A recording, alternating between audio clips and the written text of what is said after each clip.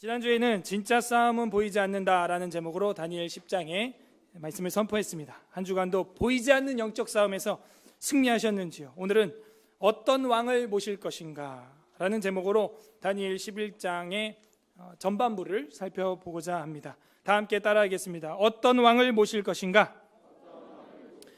우리는 요즘에 누구를 모시고 있습니까? 여러분, 모시는데 아주 긴장되는 거 아시죠? 어떤 한 사람의 마음을 맞춰서 그 사람의 좋고 그름이 무엇인지 그 눈치를 다 봐서 모시고 다닌다는 것은 쉬운 일이 아니에요. 직장 상사, 선생님, 돈 많은 친구 눈치를 보는 것도 쉬운 일이 아닙니다. 그 기분에 맞춰서 잘 모실 수만 있다면 그 속에 한번 들어가 보고 싶을 정도로 걱정과 근심이 생길 거예요. 저는 이번 오사카 다녀오면서 아주 조금, 진짜 조금 노우 목사님을 약간 섬겨봤는데 카메라 세팅을 해달라, 비싼 카메라를 사셔서 2대를, 그것도 거의 한 1,000만 원 돈 되는 건데, 제가 왕년에 저도 전공을 그쪽으로 해서 좀 만져봤거든요. 그래서 그 좀 세팅을 하는데 정말 몇 명이 달라붙어서 그 해독을 하면서 해도 쉽지 않았어요. 근데 이제 다 세팅을 해드리고 카메라도 케이스가 필요하다. 현지 계시는 분들도 못 찾는 것들을 우리 팀원들이 찾아주셔서 너무 고마웠고, 또 끝나고 나서는 같이 담소를 나눈 시간이 잠깐 있었는데 가방을 한번 들어드리려고 들었는데 너무 무거운 거예요, 가방이. 이 무거운 걸 이 어르신들이 이거 메고 다니는구나. 그래서 간사님하고 제가 한번 들었던 기억이 나고, 또 무슨 말을 걸 때 질문할 때 굉장히 눈치를 봅니다. 저도 얘네 쓸데없는 소리 할까 봐, 제가 어린 나이에. 그래서 굉장히 눈치를 보고 이렇게 보다가 타이밍을 봐서 이때 한마디 하고, 또 대화의 흐름이라는 게 있거든요. 사람들이 많이 모였는데 대화가 썰렁해 봐요. 그 정적도 10초 20초지 그 계속 흐르면요, 우린 별 사이 아니구나 이런 느낌이 오기도 하고 그래요. 그래서 계속해서 선교가 어떻냐, 오사카는 어떻고, 캐나다는 어떻고, 인도네시아는 지금 어떠냐, 여러 가지 대화의 주제들을 미리 준비를 마음속으로 하고 대화의 자리에 임하고, 보통 그래요. 저는 그러면은 그 모임이 그래도 의미가 있거든요. 앞으로 선교를 위해서 어떻게 해야 되겠다, 오사카의 사역자를 어떻게 고민하고, 해외 나갈 때는 어떻게 해야 되고, 그냥 의미 없이 그냥 농담만 하고 끝나는 모임이 아니고, 그래도 어른들 모셨는데 어민영 목사님도 계셨고 같이 이렇게 대화를 할 수 있는 주제들을 미리 준비하는 것이 그 한 사람을 모시는 데 있어서도 준비 자세인 것입니다. 그분의 의중을 정확히 알아서 섬겨보는 것, 그건 굉장히 어려운 일입니다. 말도 조심스럽고요, 표정까지도 조심스럽습니다. 걸을 때도 이렇게 잘 걸어야 돼요. 길 걸을 때 대체로 이렇게 모시는 분 우측 뒤에, 오른손 뒤에 서야지, 내가 앞장서 가지고 말이죠, 막 저벅저벅 걸어 나가고, 그래서는 안 되겠죠. 길을 안내하는 사람이 아니라면. 이것이 모시는 자세입니다. 내가 편하고 막 하고 있는 대상이 혹시 있습니까? 여러분, 제가 편해요? 최소한 여러분 저를 모시진 않아요. 내가 정말 어떤 사람이 너무 편합니까? 그럼 모시는 정도는 아니에요. 그냥 친구? 근데 저 사람은 어렵다, 어떻게 대해야지? 이런 자세가 여러분 마음속에 조금이라도 있다면 그 대상을 여러분은 모시고 섬기고 있는 거예요. 아내를 대할 때도, 남편을 대할 때도 마찬가지입니다. 누군가 대할 때 내가 너무 막대하고 막말할 수 있는 정도의 사이다, 그럼 절대 그분을 모셔본 적이 없는 사람입니다. 그래도 이것은 마음이 통하고 신앙이 있으니까 그나마 행복한 일인데, 영원하지도 않고 거기에다가 마음이 죽을 듯 변하고 끌었다가 내려가고 이랬다가 저랬다가 변심이 심하고 폭군 같은 성격을 가지고 있는 사람을 내가 모셔야 한다면 얼마나 고통스럽겠어요. 오늘 성경 본문에는 여러 왕조들이 변하는 모습이 나옵니다. 다니엘은 그것을 보았어요. 그 계시를 기록하고 있습니다. 그 소가리를 했던 이야기는 우리가 너무 잘 알고 있죠. 계시로만 봐도 머리가 아픈 국가 정세예요. 여러분 1절부터 4절 읽었는데 무슨 내용인지 이해하셨나요? 그 이해하셨으면 대단한 겁니다. 진짜 거의 하나님 수준에 가까이 도달한 거예요. 저도 몰라요. 이거 읽고 무슨 얘기인지. 공부를 하고 역사를 살펴서 이 역사와 맞는 일들이, 사건이 어떤 게 있는지 연대기를 찾아보고 공부를 해야 되는 거예요. 저번에 우리 김 박사님 모시고 공부하듯이 그렇게 하지 않으면 이것도 알 수 없어요.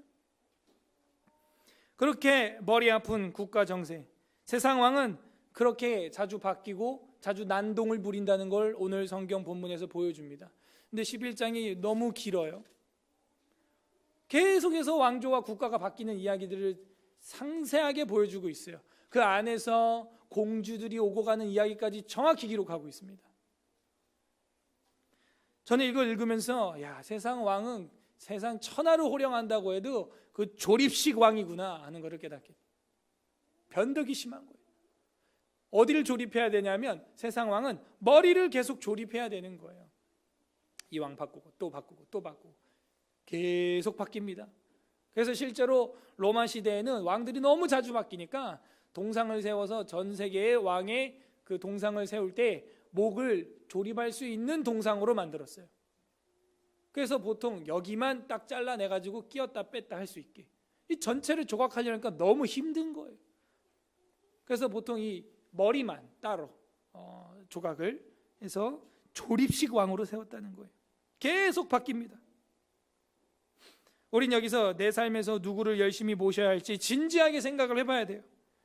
부디 오늘 말씀을 통해서 영원히 변치 않으시는 영원한 가치를 우리에게 주시는 그분을 모시는 은혜가 있기를 바랍니다. 이 1절부터 오늘은 19절까지만 보겠습니다. 남방왕과 북방왕의 이야기, 11장의 장제목을 한다면 남방왕과 북방왕의 싸움, 뭐 이래도 되고, 남북왕조의 이야기, 남북왕조의 싸움, 전쟁, 그렇게 기록을 하면 되겠어요. 11장 1절, 내가 또 메대 사람 다리오 원년에 일어나 그를 도와서 그를 강하게 한 일이 있었다. 그러니까 여기서 내가가 누군지 알아야 되는데 이 내가는 다니엘이 아닙니다.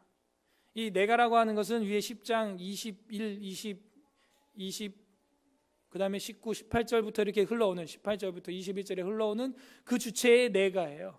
내가 또 메대 사람 다리오 원년에 이렇게 얘기하고 있는데 그 내가가 누구냐면은 20절에서 그가 이르되 내가 어찌하여 내게 왔는지 네가 아느냐, 이제 내가 돌아가서 바사의 군주와 싸우리이다. 바사의 군주가 누구라 그랬어요? 바사의 군주가 누구예요? 그 다음에 내가 나간 후에는 헬라 군주가 이를 것이라. 헬라 군주가 뭐라 그랬어요? 실체가 뭐예요? 네? 21절에 오직 내가 먼저 진리의 글에 기록된 것을 내게 보이리라. 그들이 나를 도와서 그들을 대항할 자는 너희의 군주 누구? 미가일 뿐이니라. 자, 바사의 군주, 헬라의 군주, 그 진짜 이야기하고 싶은 건 뭘까요? 그 영적 세계라고 이야기를 했죠. 물론 우리가 가시적으로 볼 때는 페르시아의 왕일 수 있고 그리스의 왕일 수 있어요. 하지만 미가엘은 천사입니다. 그래서 이 천사가 영적으로 싸움을 하고 있다는 것을 지난주에 우리가 봤죠. 근데 그 싸움을 도와주는 분이 누구냐면 이 내가인데, 내가가 누구예요? 인자와 같으니, 사람 모양 같은 분, 한 손으로 만져주시는 분 하면서 10장 5절 6절에 나오는 분이라 그랬죠. 순금 띠를 띠고 몸은 황옥 같고 얼굴은 번개 같고 눈은 횃불 같고, 그죠? 목소리는 무리의 소리와 같고, 이분이 누구라 그랬어요? 그리스도, 성자 하나님의 현현이 구약에 나타난 부분이다 말씀드렸어요. 그러므로 오늘 본문 11장 내가는 그분입니다. 내가 또 메대 사람 다리오 원년에 일어나 그를 도와서 그를 강하게 한 일이 있었다 하는 거예요. 그래서 이것도 해석을 함에 있어서 어떤 사람은 내가를 다니엘로 해석하는 사람도 있지만, 여러분 성경 2절에 보게 되면 동그라미가 시작되죠. 히브리어가 새로운 단락 시작을 2절에서 하고 있어요, 사실. 그래서 2절에서 끊어야 되는 겁니다. 그래서 1절은 10장에 편승됐어야 했어요. 그래서 정통학자들은 이 내가를 그리스도의 현현, 그리스도의 도우심으로 해석을 하고 있습니다. 그래서 강하게 해서 다리오 왕 원년, 메대 사람 다리오입니다. 메대 사람 다리오는 누구라 그랬어요? 바사 왕 다리오가 있고 메대 사람 다리오가 있다 그랬죠? 여러분 비싼 수강료 내고 배웠잖아요. 다 알 거라고 믿고 넘어가겠습니다. 그럼 기억이 안 나죠, 누군지. 또 이 9장 1절에 여러분 메모를 하셨나요? 그죠? 9장 1절에만 메모가 되어 있으면 안 되고 또 어디에 또 메모가 되어 있어야 될까요? 그죠? 6장 1절에도 메모가 되어 있으면 좋겠어요. 그래서 5장 끝에죠. 5장 31절, 6장 1절. 그래서 이 다리오가 누구냐 하는 걸 정리를 우리가 해야 됩니다. 다리오 A, 다리오 B, 뭐 이렇게 아하수에로 ABC 해갖고 정리를 다 했잖아요. 그래서 메대 사람 다리오다, 아스티아게스를 이야기하는 것입니다. 그래서 그때 초창기 때부터 하나님의 역사에 개입하고 있었어요. 태초부터 개입하고 있었습니다. 예수님께서 요한복음 1장에 보면 태초에 말씀이 계시니라, 이 말씀이 하나님과 함께 계셨으니 이 말씀은 곧 하나님이시라, 그가 없이는 만물이 창조된 것이 하나도 없다. 그래서 그분이 역사에 개입하고 있다는 것은 우리도 알고 있는 거예요. 지금도 교회를 촛대처럼 바라보시면서 불꽃 같은 눈으로 이 촛대 사이를 왔다 갔다 하시면서 오른손에 목회자를 붙들고 있다. 요한계시록 1장 20절에 나오는 것이죠. 우리를 붙잡아 주시고 계시는 분 하나님이시다. 예수님, 성자 하나님. 자, 2절에 이제 내가 참된 것을 내게 보이리라, 보라 바사에서 또 새 왕이 일어날 것이요 그 후에는 그의 넷째는 그들보다 심히 부여할 것이다. 그래서 이 메대 이후에 이 바사에서 새 왕이 일어난다, 이렇게 돼 있어요. 그래서 아스티아게스 이후에 바사 왕국이 일어나게 되고, 그 바사 왕국의 이후에 네 번째 왕까지 지금 거론을 하고 있어요. 그래서 내게 보이리라, 바사에서 또 새 왕이 일어난다, 이렇게 돼 있어요. 그러니까 이 세 명의 왕, 여기는 또 해석이 분분해요. 고레스, 캄비세스, 스메리디스, 이렇게 세 명이냐, 아니면 고레스 빼고 캄비세스, 스메리디스, 다리우스, 히스타페스냐, 그러니까 족보 순서를 어디서부터 잡을 거냐 하는 그런 갈등이 좀 있습니다. 그러면 이제 네 번째 왕이라고 하는 이 넷째가 다리우스 히스타페스가 될 수도 있고 크세르크세스가 될 수도 있고, 이제 그 둘 중에 하나를 선택을 해야 돼요.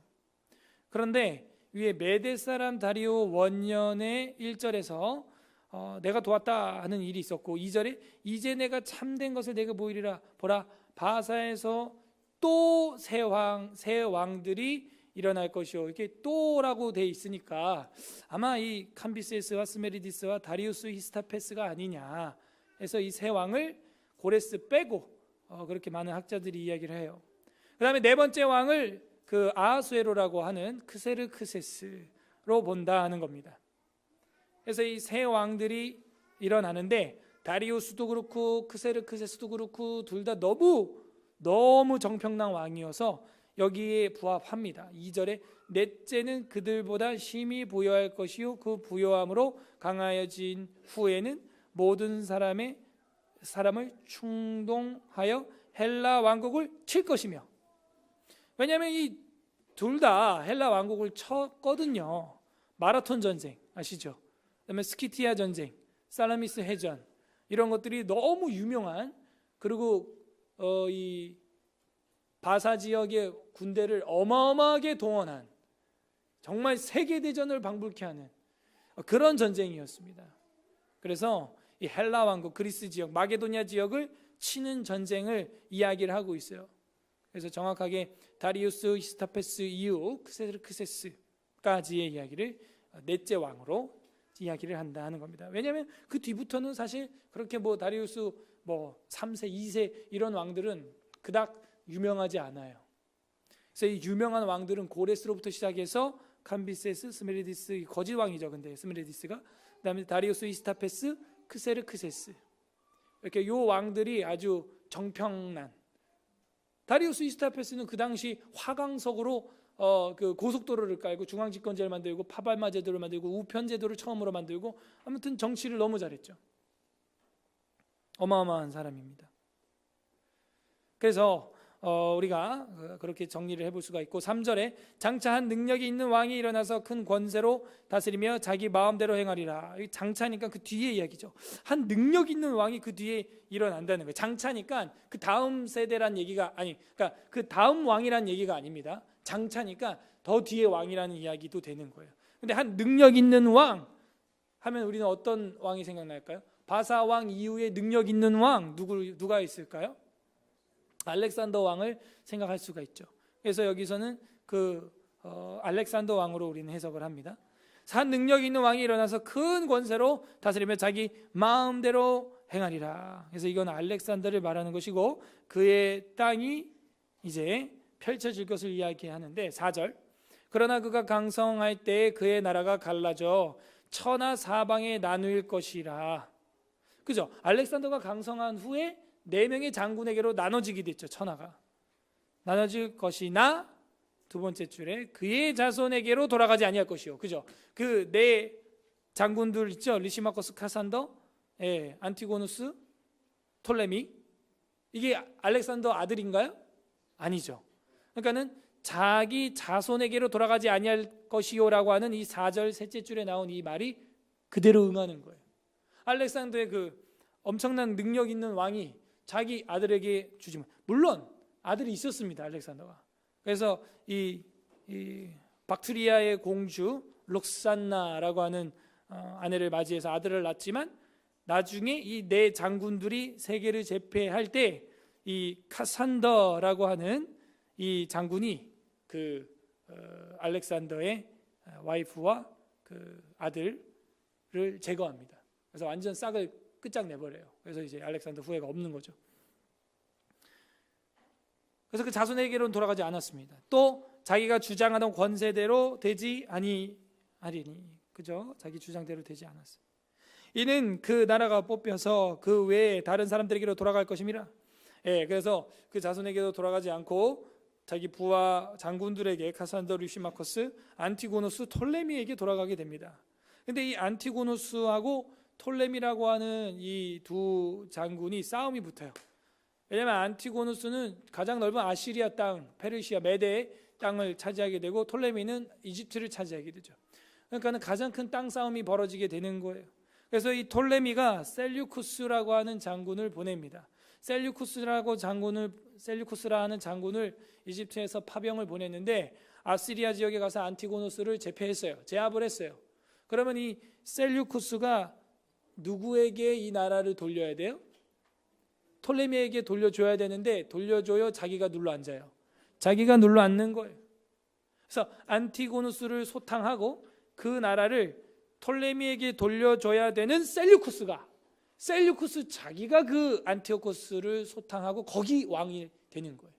그래서 톨레미가 이 장군 셀류쿠스한테 고생했다, 안티고노스를 토벌하는데 애썼다, 차렷 요충샷. 근데 뭐라 그래요? 네가 차렷 요충샷 해봐 한번, 이러고 나오는 거예요. 이제 이러면 이거 뭐지? 이러면요 여러분, 친했던 사람이 원수가 되면 더 철저히 원수가 됩니다.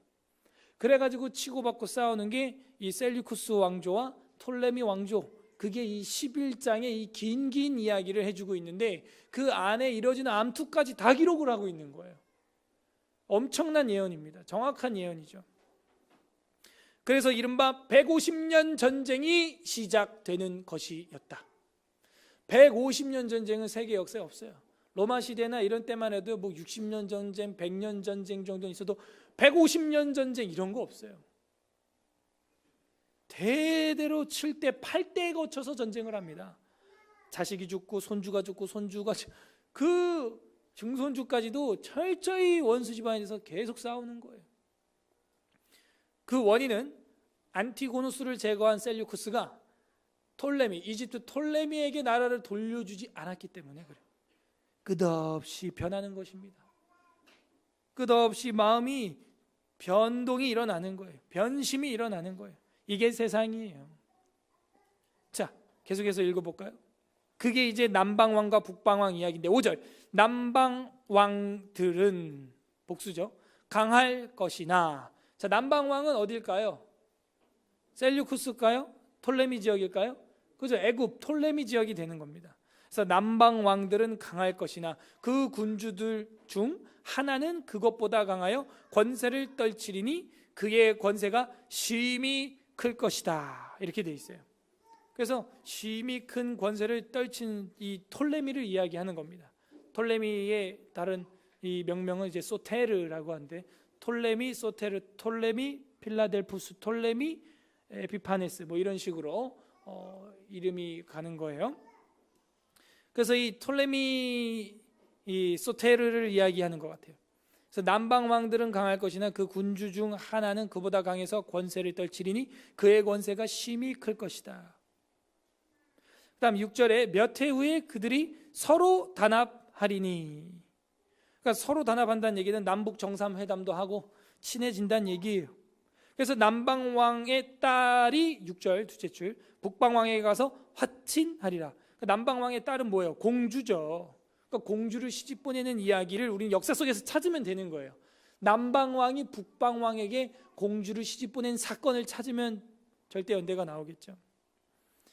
그러나 그 공주의 힘이 쇠하고 그 왕은 서지도 못하며 권세도 없어질 뿐 아니라 그 공주와 그를 데리고 온 자와 그를 낳은 자와 그때 도와주던 자가 다 버림을 당하리라. 자, 이게 무슨 얘기냐면 이 두 번째 톨레미 필라델포스 톨레미 때 남 이집트를 이야기하는 거예요. 이집트의 두 번째 톨레미 필라델포스 톨레미 때 공주를 안티오코스 2세 데우스라고 하는 사람한테 보내게 됩니다. 안티오코스 2세에게 보내서 결혼을 합니다. 근데 그 딸이 여기 이름이 안 나오고 딸 공주 이렇게만 나오는데 그 딸이 누구냐면 베르니케라고 하는 여자예요. 베르니케.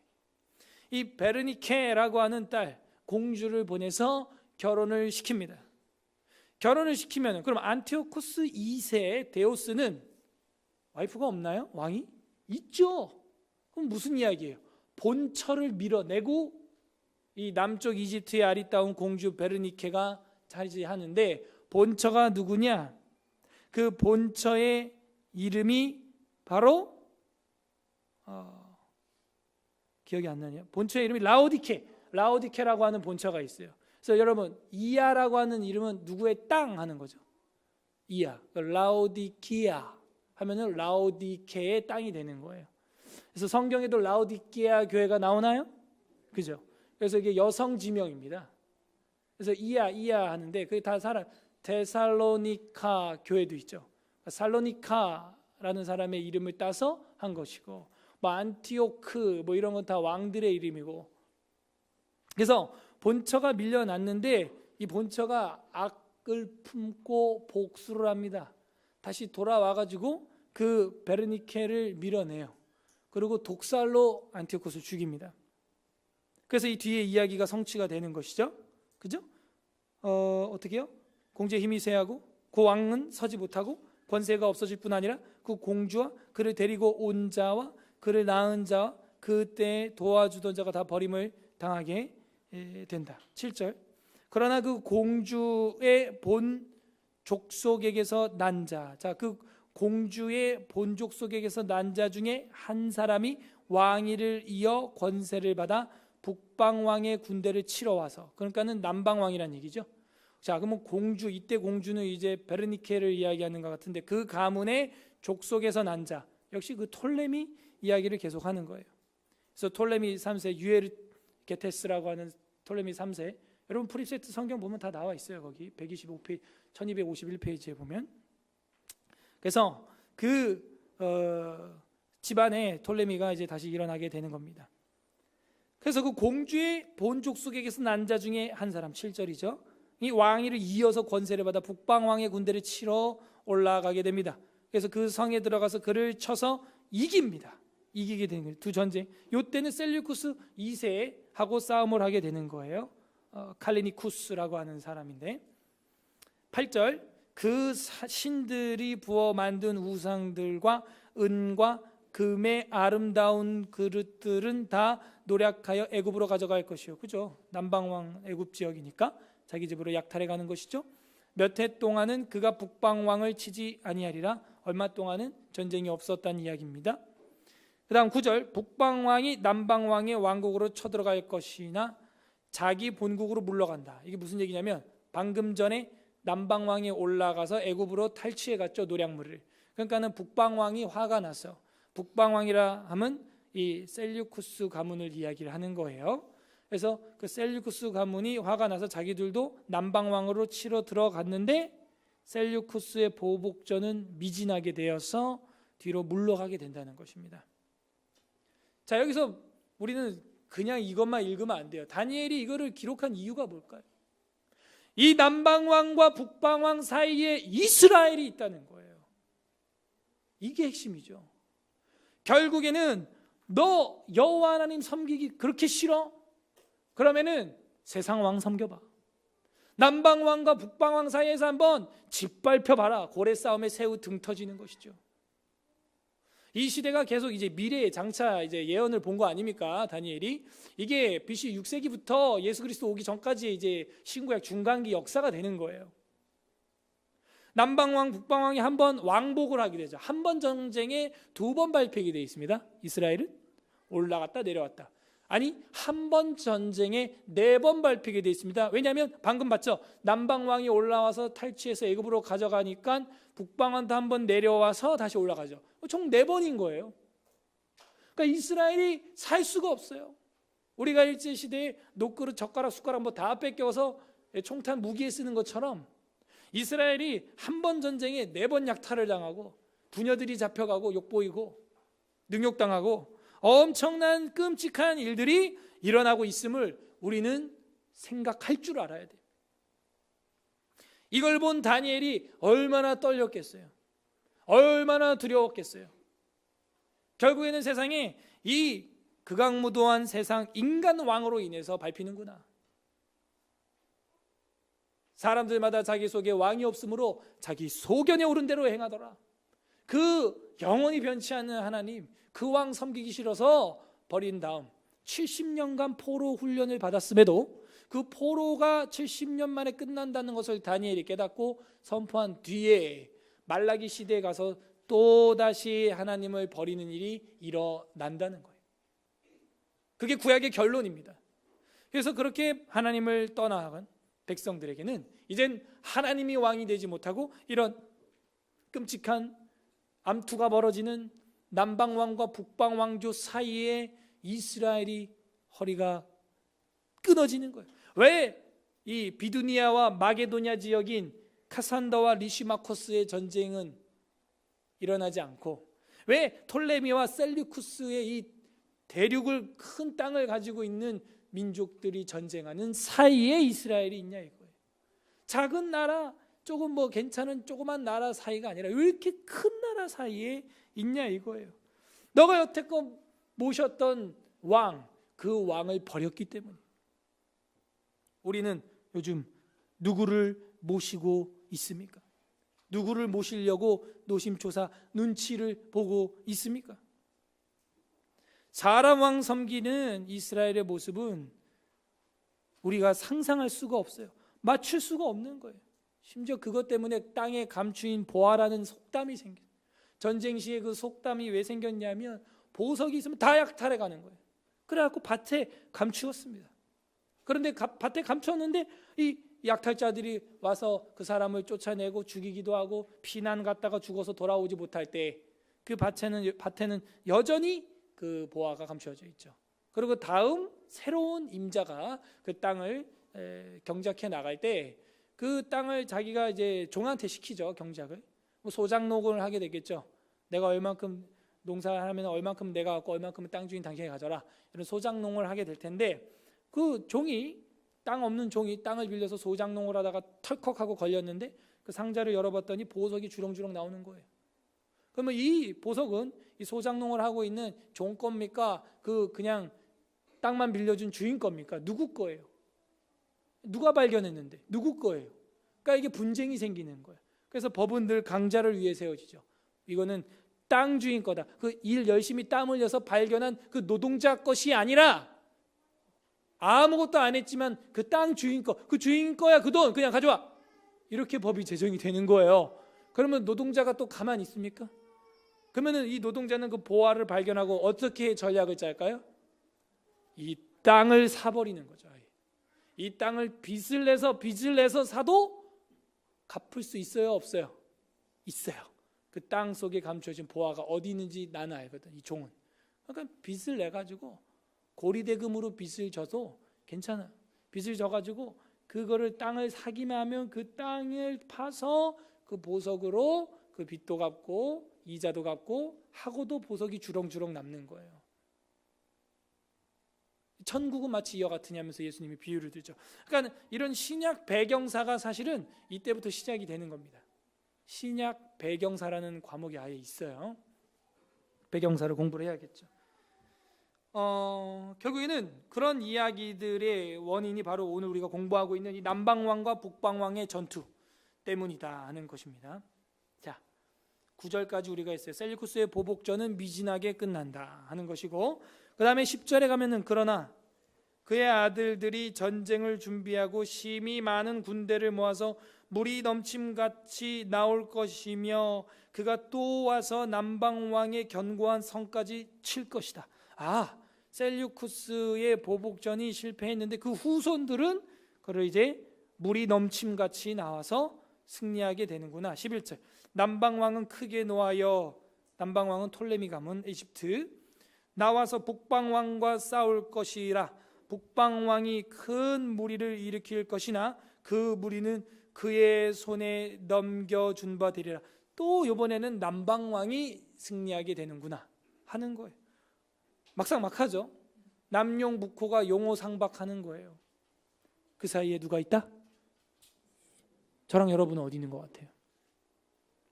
12절에 그가 큰 무리를 사로잡은 후에 그의 마음이 스스로 높아져서 수만 명을 엎드러뜨릴 것이나 그 세력은 더하지 못할 것이요.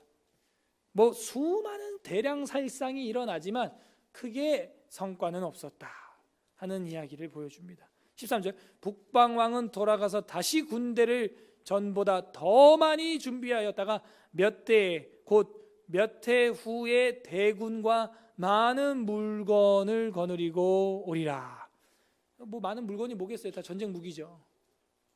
그런 걸 가지고 와서 전쟁을 하게 됩니다. 그때 14절 그때 여러 사람이 일어나서 남방왕을 칠 것이요 내 백성 중에서 포악한 자가 스스로 높아져서 환상을 이루려 할 것이나 그들이 도리어 걸려 넘어지리라. 그래서 남방왕도 북방왕도 역시 막상막하게 남방왕을 점령하는데 쉽지 않습니다. 이게 끝없이 가요. 150년 동안 막상막하로 가다가 로마 군단이 일어나고 나서야 이게 평정됩니다. 15절 이에 북방왕은 와서 토성을 쌓고 견고한 성읍을 점령할 것이요 남방 군대는 그를 당할 수 없으며 또 그가 택한 군대라도 그를 당할 힘이 없을 것이므로 남방왕이 밀리는 모습을 보여주고 있어요. 16절 오직 와서 치는 자가 자기 마음대로 행하리니 그를 당할 사람이 없겠고 그는 영화로운 땅에 설 것이요 그의 손에는 멸망이 있으니라. 그래서 결국에는 이제 북방왕의 강세, 결국에는 우리가 늘 이야기하는 이 예루살렘을 괴롭혔던 그 유명한 왕 안티오코스 에피파네스도 북방왕이거든요. 결국 힘의 이동이 북방왕으로 고착화되는구나 하는 것을 이제 볼 수가 있습니다. 17절 그가 결심하고 전국의 힘을 다하여 이를 얻다가 그와 화친할 것이요 전국의 힘을 총동원해서 총공격을 하다가도 또 화친을 맺는다는 거예요. 또 여자의 딸을 그에게 주어 그의 나라를 망하게 하려 할 것이나 이루지 못하니 그에게 무익하니라. 자, 아까는 남쪽의 공주를 북쪽에 보내서 베르니케가 라오디케를 몰아냈다가 다시 라오디케가 돌아와서 독살해서 죽였잖아요. 지금은 반대예요. 지금은 북방왕이 남방왕 쪽에 여자의 딸 공주를 주어서 술수를 쓰려고 했으나 이루지 못했다는 거예요. 그 공주는 누구냐? 이름을 써놓으면 좋겠죠. 클레오파트라라고 하는 여자인데 이 줄리어스 시즈하고 놀아난 그 클레오파트라가 아닙니다. 동명이인이에요. 훨씬 이전의 클레오파트라입니다. 그 미녀 그 여자 아니에요. 여자는 어쨌든 그래도 예뻤겠죠. 그래서 안티오코스 3세의 딸로 이제 추정이 됩니다.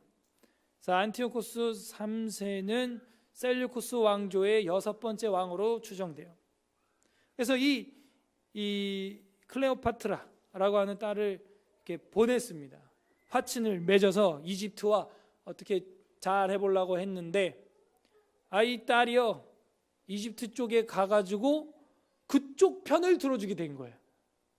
자기 아버지의 나라 그 북쪽 왕의 편을 들어주지 않고 안티오쿠스의 편을 들어주지 않고 이집트에 그렇게 첩자로 보냈는데 이집트 쪽이 편을 들어줘. 이때부터 생긴 속담이 딸 자식 키워봐야 아무 소용없다. 뭐 이런 이야기가 나왔다 그래요. 자기 아버지를 갖다가 배신을 해. 하하. 그래서 이 북쪽의 그 뜻을 이루지 못하리니 했던 17절 세 번째 줄에 이루지 못하리니가 그래서 이루지 못했다는 이야기입니다. 역사 이야기니까 재미가 없죠, 여러분. 그래도 우리가 이걸 세밀히 공부를 해야 됩니다. 18절. 그 후에 그가 그의 얼굴을 바닷가로 돌려 많이 점령할 것이나. 자, 해양 국가, 바닷가 이러면 어디겠어요? 헬라 그리스 지역으로 이 방향을 돌렸다는 이야기입니다. 해상 국가 쪽으로 돌렸어요. 많이 점령할 것이나, 점령을 하는 것 같지만, 점령했지만, 그러나 이런 얘기죠. 한 장군, 밑줄을 쳐야겠죠. 누군지 모르니까. 한 장군이 나타나 그의 정복을 그치게 하고 그 수치를 그에게로 돌린다 하는 거예요. 그래서 이 한 장군이 누구냐 하는데 로마의 장군 스키피오다. 이렇게 해석을 하는 해석이 있어요. 그래서 이 로마의 장군 스키피오, 이 스키피오라고 하는 이름을 잘 기억해 두면 나중에 이 스키피오라고 하는 지역에서 로마와 칼타고가 세계대전, 저번에 김 박사님이 얘기했던, 김 박사님이 얘기 안 했나? 포에니 1차, 포에니 2차 전투 얘기 안 했죠? 노 목사님이 얘기한 것 같군요. 그래서 그 포에니 1차, 2차 전투가 바로 이 스키피오 전투예요. 이 스키피오 지역에서 일어납니다. 그때 로마 군단하고 칼타고 군단이 부딪히는데 지중해 패권을 두고 싸우는 그 권력 전쟁입니다. 지중해 전투라고 생각하면 돼요. 이게 세계 1차, 2차 대전이에요. 우리가 말하는 재래식 무기를 쓰는 이 20세기에 와서 터진 그 세계 1차, 2차 세계 대전이 아닙니다. 이거는 그 당시 칼과 화살로 쏘고 찌르고 함에 있어서 아주 어마어마한 그 지중해 패권을 두고 싸우는 싸움이었기 때문에 세계 1차, 2차 대전이라고 하고, 이걸 포에니 전투라고. 왜 포에니라고 하냐면 페니키아, 달팽이 지역이, 달팽이들이 많이 채취된 해변가 지역, 그 페니키아가 되는 거예요. 페니금 달팽이고 이하는 땅이니까 페니키아, 그 고동 달팽이들이 많이 발견되는 거. 그래서 그 말의 어원에서 해서 포에니 전투가 되는 겁니다. 해상 전투가, 해변 전투가 되는 것이죠. 그래서 이 전투 때 로마 군단이 칼타고의 한니발 장군을 꺾어버리면서 드디어 로마가 철갑 군단으로 전 세계를 제패하는 쪽으로 넘어가게 되는 겁니다. 근데 여기에 그 한 장군은 한니발 장군이 아니고, 여기에 한 장군은 로마 장군 루키우스 스키피오, 이렇게 보고 있어요. 그래서 이 스키피오가 나타나서 그의 정복을 그치게 하고 그 수치를 그에게로 돌릴 것이다 하면서 이 150년 전쟁 말미에 철갑 로마가 일어날 것을 보여주고 있는 것입니다. 19절 마지막 절로 우리 다 함께 읽어보겠습니다. 시작. 그가 드디어 그 얼굴을 돌려 자기 땅 산성으로 향할 것이나 거쳐 넘어지고 다시 보지 아니하리라. 그죠? 그래서 안티오코스 3세가 딸을 클레오파트라를 시켜가지고 전략을 짜고 별짓을 다 했지만 실패하고 맙니다. 그리고 나서 그 뒤에 이 로마 군단 장군 스키피오에게 제재를 받게 되고 점점 힘이 약해져요. 그 다음에 이제 어떻게 하냐면은 안티오코스 3세가 조공을 바치기 위해서 조공을 같이 뜯어낼 만한 그 일 어디 없을까 하고 살펴보게 되는데 제우스 신전에 주목을 하게 되고, 거기에 이제 조공 드릴 게 많으니까, 비싼 물건이 많으니까 엘리마이스에 있는 제우스 신전을 약탈해서 이걸로 이제 조공을 바쳐가지고 이제 자기 나라를 좀 유지를 더 강한 군단들을 유입해서 유지해야겠다 했는데, 제우스 신전을 약탈을 하게 되면 누가 화가 나냐면 신도들이 화가 나죠. 그래서 결국 그 신도들의 폭동에 이 안티오코스 3세가 약탈을 시도하다가 암살을 당해서 죽어버리게 됩니다. 그래서 19절 두 번째 줄에 거쳐 넘어지고 다시는 보이지 아니하리라가 그렇게 이루어지는 거예요. 조공 때문에 엘리마이스에 있는 제우스 신전을 탐닉하고 그거를 뺏어다가 하려다가 제우스 신도들에게 죽임을 당하는 그런 이야기까지 하면 안티오코스 3세 이야기까지 끝나고 20절부터 또 긴 이야기가 나오는데 이거는 안티오코스 4세 누구예요? 그동안 많이 들었던 그 에피파네스 이야기가 이 뒤 20절 21절부터 정확히는 21절부터 시작하게 된다 하는 것입니다. 여러분 일주일 동안 황금 연휴를 보내시고 피곤하신데 오늘 설교 들으면서 더 피곤했나요? 정리를 다시 한번 우리가 해보겠습니다. 11장 1절부터 19절은 남방왕의 애굽 톨레미 왕조의 이야기와 북방왕의 아시리아 지역, 수리아 지역 셀류쿠스 왕조의 전투 이야기였습니다. 그래서 정확하게 왕조 역사에 나타나는 공주들의 단합, 공주로 주고받으면서 했던 남방왕, 북방왕의 단합과 배신과 암투를 우리가 역사와 함께 성경을 했을 때, 해석을 했을 때 정확히 맞아떨어짐을 볼 수가 있었어요. 성경을 주석함에 있어서 가장 강력한 해석이 바로 연대기 역사적 주해입니다. 가장 강력한 거예요. 그 다음 두 번째가 바로 문법적 해석이에요. 그래서 헬라어나 히브리어 문법을 가지고 해석한 거. 이 두 개가 개혁주의 해석의 전부입니다. 신학적 해석이라고 하는 것은 존 칼빈이 나중에 조직 신학을 하면서 첨가한 것이고, 우리 개혁주의 성경 해석학 해석법을 논하시오 라고 여러분 시험 문제가 나오면 두 개를 이야기하는 뭐예요? 뭐라고요? 무슨 해석? 역사적 해석, 그 다음 문법적 해석, 이 두 개예요. 그래서 저번에 김명현 박사님이 와서 한 해석 중에 히브리어를 장황하게 보여드려서 뭐 사전까지 막 영어로 다 펼쳐서 보여드렸죠. 그 다음에 연대기로 보여드리죠. 그래서 이 연대기 해석하고 이 문법, 히브리어 문법적 해석, 이 두 개는 완벽한 개혁주의 해석이에요. 여러분도 기본적으로 에스라 교회 다니면 그 정도는 알고 있어야 돼요. 아니 그걸 하지는 못할지라도, 여러분이 시도는 못할지라도 그런 해석이 우리 대한예수교 장로회 지금 종교개혁 500주년을 맞이하는 프로테스탄트들의 성경 보는 강력한 방식이다. 그런 정도는 여러분 알고 있어야 됩니다. 그래서 그 역사를 11장이 또 정확히 저희들에게 보여주고 있습니다. 저는 이 본문에서 이야기하고 싶은 것은 세상 왕들은 조립식 왕이다. 계속해서 들쭉날쭉 변한다는 거예요. 우리는 누구를 모셔야 됩니까? 이런 시대에서. 요즘 나는 누구를 모시고 있어요? 누구 비유를 맞추는데 힘쓰고 있어요.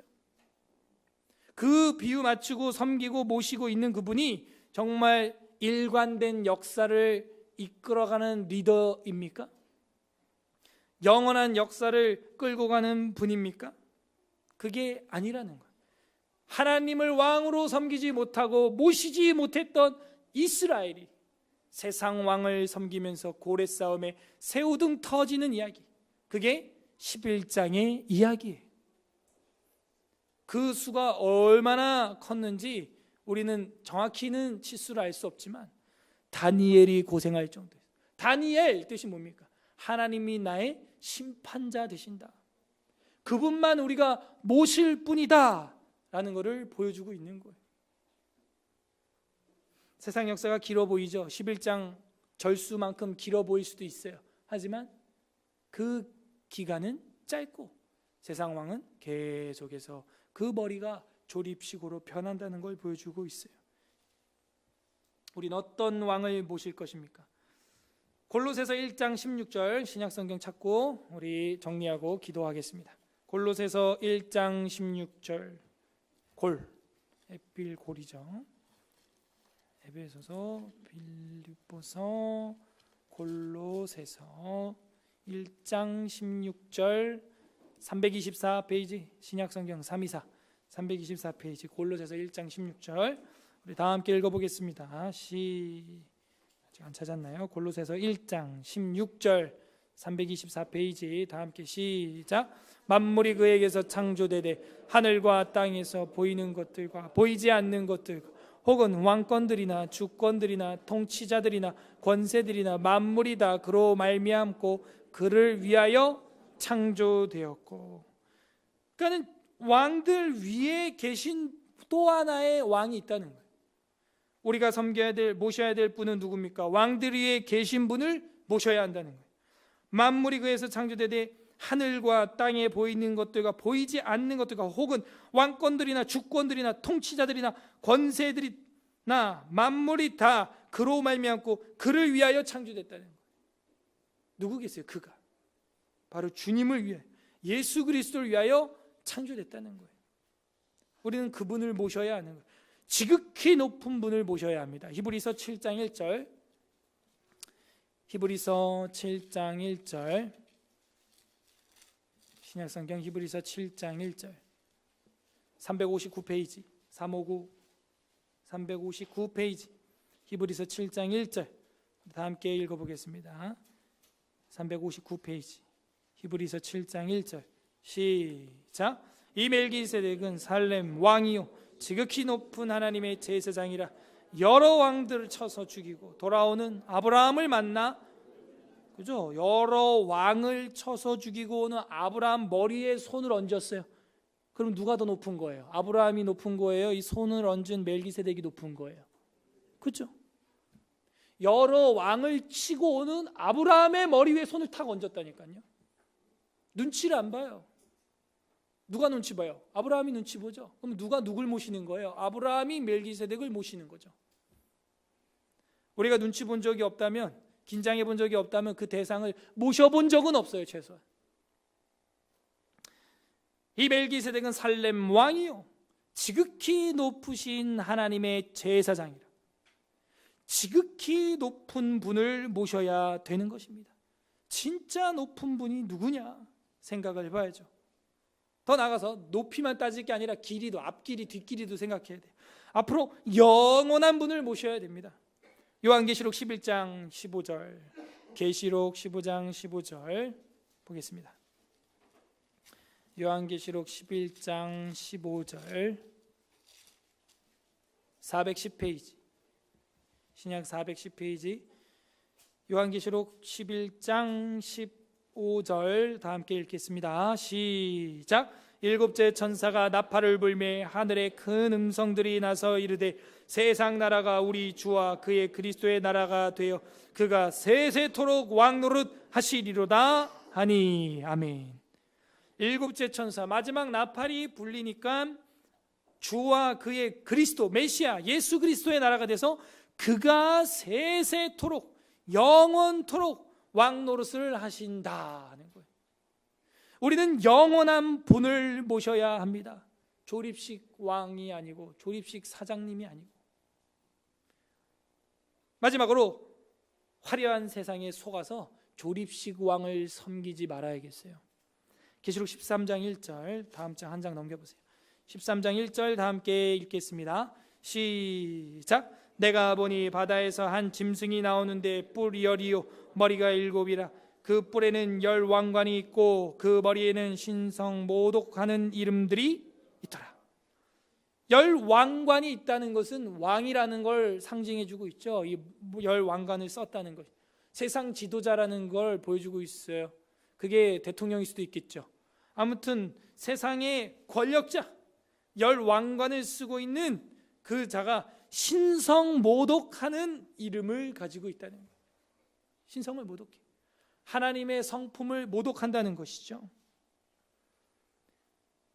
그래서 우리는 이 화려한 세상에 속으면 안 돼요.